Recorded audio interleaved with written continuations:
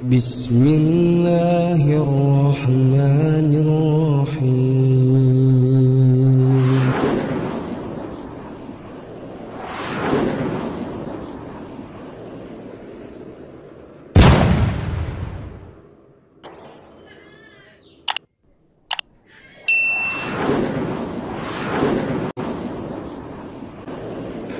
Assalamualaikum warahmatullahi wabarakatuh. Selamat berjumpa kembali para sahabat dari Lanas TV di mana saja Anda berada. Telah meninggal ibu. Dalam kesempatan berceloteh kita kali ini, kita akan membahas mengenai Wayuh Bitona yang saat ini sedang marak terjadi di dalam lingkaran Islam Jamaah, di kelompok yang memang sedang menggencarkan program menikah antar sesama karena banyaknya wanita yang bercerai dengan suaminya, dipaksa berpisah karena perbedaan pemahaman antara yang masih di dalam dan yang telah hijrah. Wayuh Bitona adalah praktik menambah istri secara rahasia tanpa sepengetahuan istri tua, atau sebuah prosesi pernikahan yang tidak melalui proses pernikahan di kantor urusan agama, biasa pula disebut sebagai nikah siri. Istilah Wayuh Bitona ini digunakan untuk menyebut seorang wanita yang menikah dengan pria yang sudah beristri, namun dilakukan secara sembunyi-sembunyi. Praktik ini dikenal pula sebagai poligami, yang sesungguhnya dalam agama adalah sesuatu yang diperbolehkan. Namun, Wayuh Bitona seringkali berubah menjadi praktik yang kontroversial dan menimbulkan kasus-kasus yang berdampak pada pelanggaran hukum. Laki-laki yang menikahi banyak istri tanpa sepengetahuan istri pertama banyak terjadi sehingga timbul perasaan terzalimi, dikhianati, atau tidak dihargai dalam diri sang istri.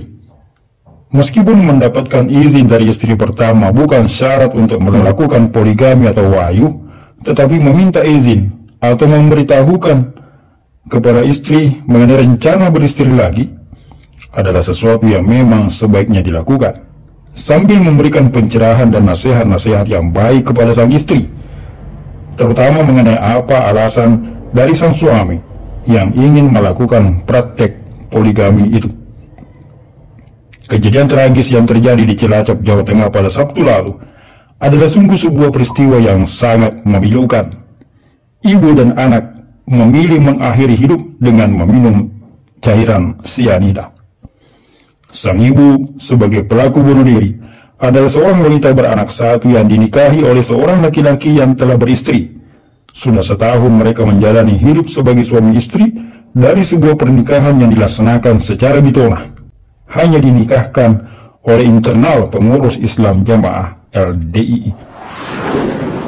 Sang istri yang telah hamil itu pun merasa perlu kejelasan status dan akhirnya meminta dengan baik kepada suaminya agar dinikahi secara resmi di kantor urusan agama, agar nanti mendapatkan hak-haknya sebagai istri yang sebentar lagi memiliki anak dari hasil pernikahannya dengan wakil imam daerah Cilacap Tengah itu.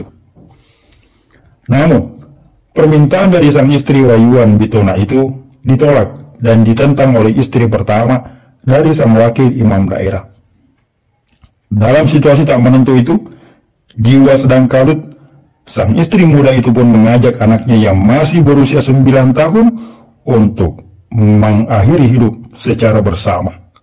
Sang anak yang masih berupa janin dalam rahim pun ikut mati bersama. Subhanallah.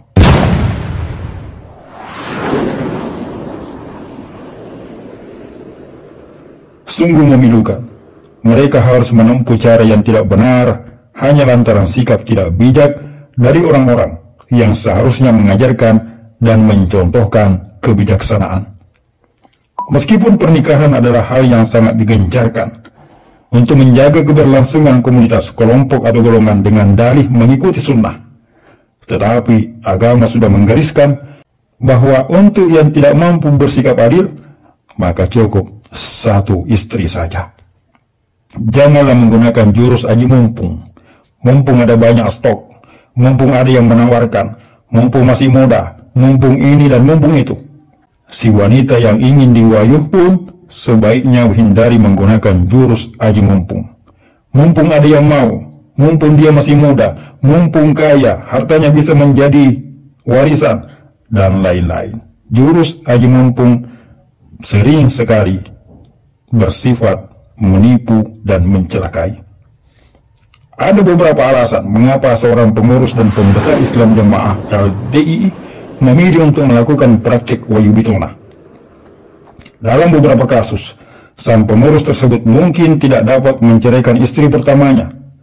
Sebagian lagi karena takut mendapatkan halangan dari sang istri pertama. Ada pula karena terikat oleh aturan birokrasi, terutama yang berstatus sebagai pegawai pemerintah, yang dilarang menikah lebih dari satu orang. Dalam kasus lain, pria memperturutkan nafsu ingin memiliki lebih dari satu istri, tetapi tidak mau direpotkan dengan berbagai kewajiban, berbagi keadilan. Apapun alasannya, praktik wayuh bitona memang dapat menimbulkan sejumlah konsekuensi negatif, baik bagi perempuan yang terlibat maupun bagi keluarga laki-laki yang melakukan praktik tersebut. Bagi para wanita yang terlibat, menjadi istri rahasia bisa menjadi pengalaman yang sangat sulit dan sepi. Mereka mungkin tidak dapat memberitahu siapapun tentang hubungan mereka, dan mereka mungkin takut ditolak oleh keluarga dan teman-teman sepergaulan. Mereka juga mungkin menghadapi risiko kekerasan fisik dan emosional dari suami-suami mereka. Sementara mereka tidak memiliki kekuatan sedikit pun untuk membela diri serta menuntut haknya.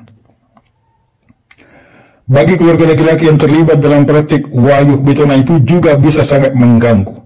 Istri pertama mungkin merasa dikhianati dan marah.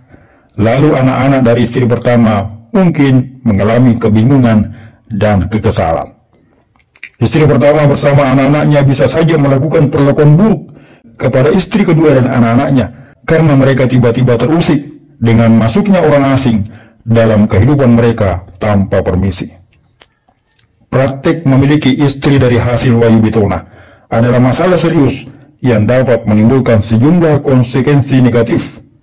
Sudah banyak korban dan sudah cukup untuk menjadi pelajaran bagi pengambil kebijakan atau pembuat ijtihad dalam lingkaran keamiran Islam Jamaah. Penting untuk menyadari risiko yang terjadi dan telah menelan banyak korban jiwa sebelum berlarut-larut dalam praktik yang memuaskan nafsu selangkangan saja. Sebuah praktik yang sesungguhnya juga melanggar norma dan aturan kenegaraan.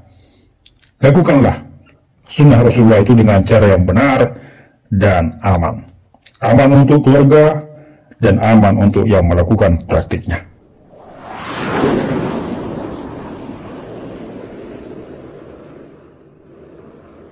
Sekian celotehan.